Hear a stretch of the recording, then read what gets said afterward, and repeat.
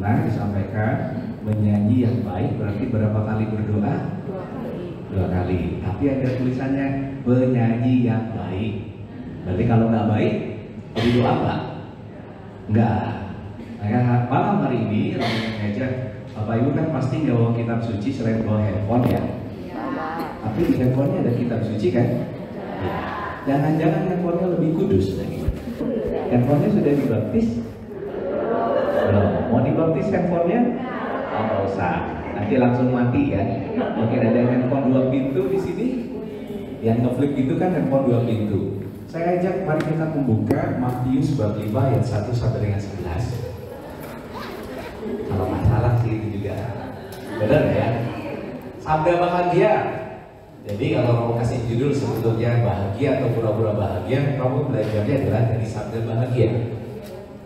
Sebelum nanti Romo lupa waktu, lupa diri, karena kalau udah pegang mic biasanya bisa panjang. Kita berapa lama? Jangan bilang terserah Romo. Hah? Romo lihat dari wajah Bapak Ibu dan rekan-rekan muda di sini kan kelihatan ya masih banyak cicilan, ada yang jomblo, besok kerja mesti pagi, betul? Betul. Kalau Romo kan nggak ada cicilan karena makan sudah disiapkan dari rumah udah disiapkan dari rumah, betul nggak? Betul. Hidup jadi Romo. Ada yang pengen jadi Romo? Nggak ada. Kenapa? Karena satu ya, jadi Romo itu nggak bisa. Oh, udah dijawab. Tetapi bukan berarti karena jadi Romo itu tidak bisa nikah tidak bahagia ya. Karena nyata yang menikah itu banyak yang tidak bahagia loh. Bukan gitu. Gitu kan ya. Baik, Bapak Ibu terkasih, sebelum masuk ke dalam bacaan Injil, ketemu bacaan Injilnya? Belum? Kalau gitu tak kenal maka nggak mau, Romo nggak mau disayang. Ya, kenapa nggak mau disayang? Tinggal lihat aja, makanan kalau jatuh dipanggilnya apa? Sayang belum 5 menit, betul?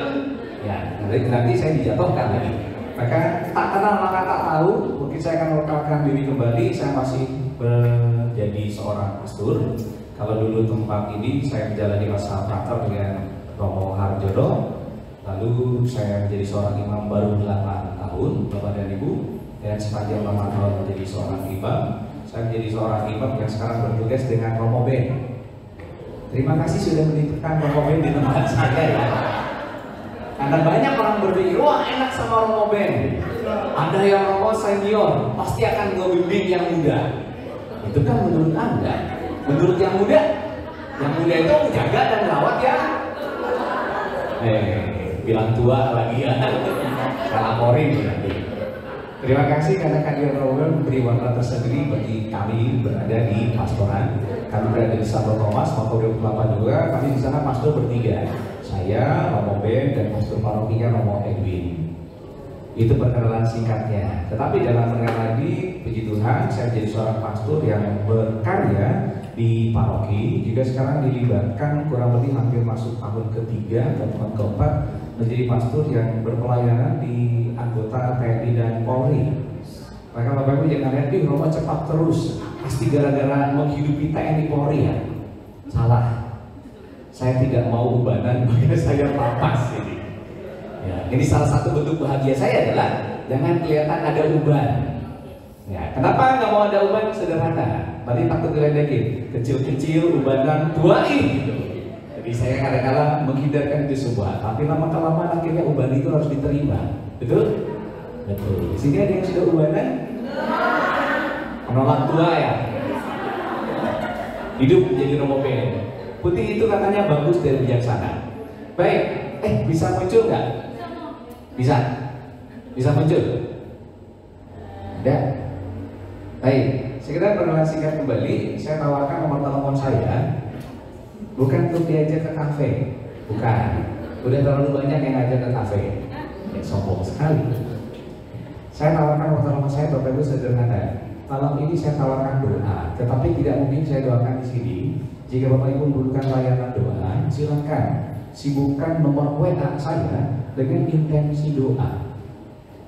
Saya sedang mempromosikan ini kenapa? Bapak Ibu terkasih, kalau Anda menyanyikan para imam Anda, sibukkan para imam untuk berdoa. Jangan sibukkan para imam untuk jalan-jalan ke kafe dan segala macamnya. Tinggal dicek, romo-romo kalau ketemu umat tugasnya ngapain? Enggak, makan. Ketemu umat pasti ujungnya hari ini ada ujungnya makan nggak? Ada kode lagi ya.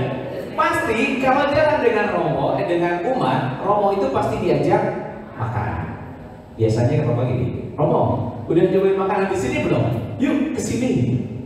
Maka salah satunya Bapak dikasih sama Sugio MK, kalau ingin tahu referensi makanan enak, tanya sama romo.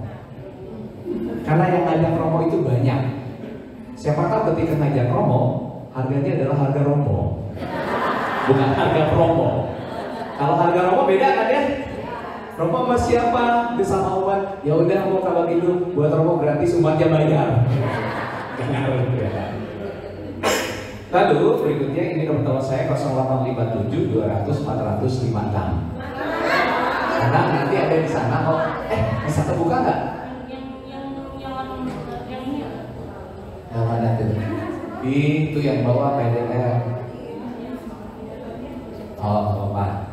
0857 200 456. Nomor ini saya pakai sejak masa frater di tempat ini. Jadi nggak ganti, handphonenya aja yang ganti. Nggak sombong ya. Ya setelah menjadi imam kan ada duit ya, jadi bisa beli HP. Itu nomor telepon saya. Silahkan Bapak Ibu jika memerlukan bantuan doa, saya akan doakan. Tetapi sebelum masuk sana, Bapak Ibu pernah minta doa nggak sama romo? Sering. Terus romo biasanya jawabnya apa? Ya didoain. Didoain nggak? Ayo, didoain nggak? Saya ingin ajarkan ya. Saya belajar dari Bapak Uskup bagaimana Bapak Uskup itu mendoakan umat. Dan akhirnya ini saya copy, saya adaptasi dan coba saya lakukan. Pertama adalah kalau ada orang minta doa, kita akan tanya terlebih dahulu, apakah romo itu hafal semua nama umat? Tidak. Berarti kalau misalnya minta doa, saya belajar Bapak Uskup, Bapak Uskup akan selalu bertanya namanya siapa. Baru setelah itu didoakan dan namanya disebut. Sekarang tinggal dicek, ada nggak romo-romo ketika mendoakan nama Bapak Ibu disebut? Jarang.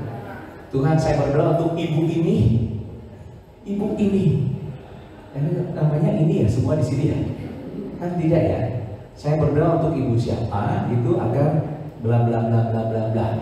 Kalau doa itu diperdagangkan dan Anda mendengar doa tersebut, apalagi didoakan oleh imam atau Bapak Uskup, perasaan Anda gimana? Tetapi seringkali para romo, besok saya ujian, ya nanti romo doain, terus sambil lewat. Romonya doain nggak? Betul, belum tentu. Bisa jadi romonya lupa. Maka ini sebenarnya saya lakukan di masa pandemi, karena di masa pandemi itu umat jauh dengan gereja. Tetapi dengan adanya teknologi, salah satunya adalah ketika umat minta doa, saya rekam suara saya pakai voice note, terus saya kirimin ke umatnya. Jadi di situ umatnya ikutan berdoa. Dan ketika ikutan berdoa, puji Tuhan, ada respon yang berbeda. Pertama adalah panggilan saya makin kuat, karena saya disibukkan untuk mendoakan umat. Karena seringkali umat melihatnya adalah Romo David ya, oh iya yang sibuk sepedaan dulu. Biasanya gitu kan. Akhirnya postingan saya di IG dihapus semuanya, biar gak ada sepeda dan segala macamnya. Takut kena pajak nanti ya. Itu pertama adalah ajak para romo, sibukkan para romo dengan berdoa. Kalau nanti romonya minta doa dulu, ya nggak apa-apa romo minta doa daripada saya minta istri atau suami baru gimana? Nanti romo kan pusing. Maka penting ajak para romo berdoa. Dengan cara demikian iman mereka makin kuat. Kedua, hubungan mereka dengan Tuhan juga makin kuat. Ketiga, hubungan dengan umat juga akan semakin sehat. Saya bilang semakin sehat, karena umat yang didoakan oleh imamnya pasti gak akan macam-macam. Benar apa salah? Benar. Itu satu topik sudah selesai. Sebetulnya sambil nunggu sih. Nah, lumayan agak diedit dikit ya, agak glowing.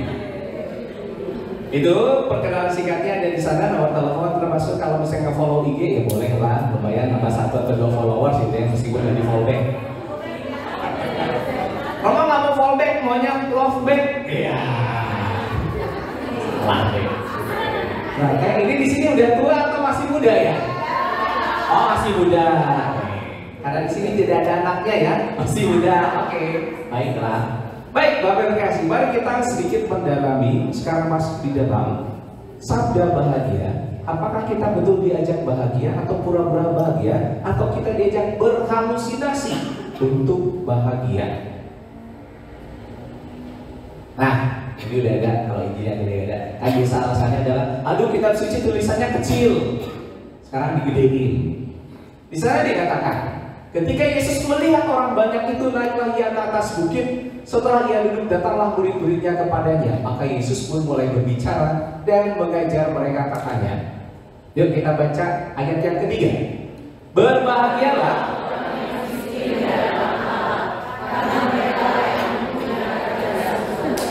munafik. Siapa bilang orang miskin bahagia? Ya. Kedua, ayat 4.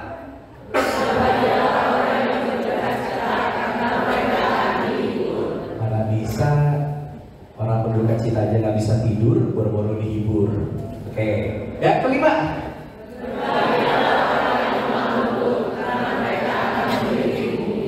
Lemah lembut dimanfaatin melulu, nggak enak. Betul? Tuh. Lanjut ayat 6.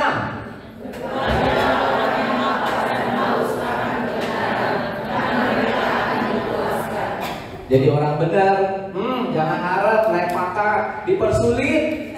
Betul? Betul. Contohnya bikin SIM aja kita gimana? Pakai jalan benar atau jalan orang dalam?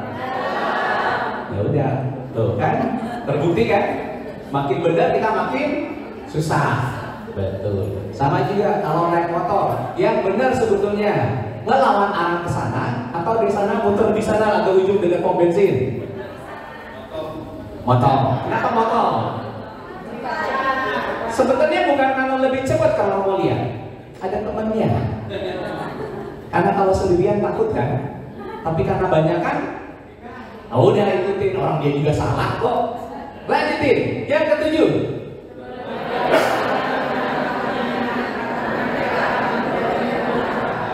Murah hati, tuman. Ketika Anda murah hati, orang manfaatin Anda melulu. Betul lah. Sekalinya Anda ngasih pasti akan terus diminta. Betul? Betul. Bisa bahagia enggak? Enggak. Ambil contoh. Kalau suatu saat panitia pasca panggil datang ke tempat Anda proposal, begitu sebulan depannya ada proposal lagi nggak? Ada. Tahun depannya ada proposal lagi nggak? Ada. Berarti Anda jadi member proposal ya. Natal pasca akan selalu jadi member. Ketika jadi member proposal, apakah itu menentukan Anda dapat tempat duduk di dalam dengan cara pemesan? Enggak. Jadi enak gak? Oke, mulai mikir. Ya, apalagi sekarang mau pasca. Kata Romo David katanya. Oke, kita lanjut ya. 8. Karena mereka akan melihat Allah. Benar, orang suci melihat Allah. Enggak, semakin suci malah banyak melihat setan. Ini betulan. Semakin Anda suci, Anda bisa melihat roh-roh yang bukan Allah loh. Dan Anda akan ketakutan. Karena bisa mereka mengganggu, minta didoakan, wujudnya gak jelas dan segala macamnya. Karena Anda suci. Betul apa salah? Gambarannya sederhana. Lihat anak bayi. Anak bayi bisa tiba-tiba nangis. Karena dia punya penglihatan yang tidak dimiliki oleh orang normal seperti kita yang sudah berdosa. Dia yang masih suci bisa nangis, jerit-jerit dan segala macamnya. Karena orang suci hatinya. Yang berikutnya ayat 9.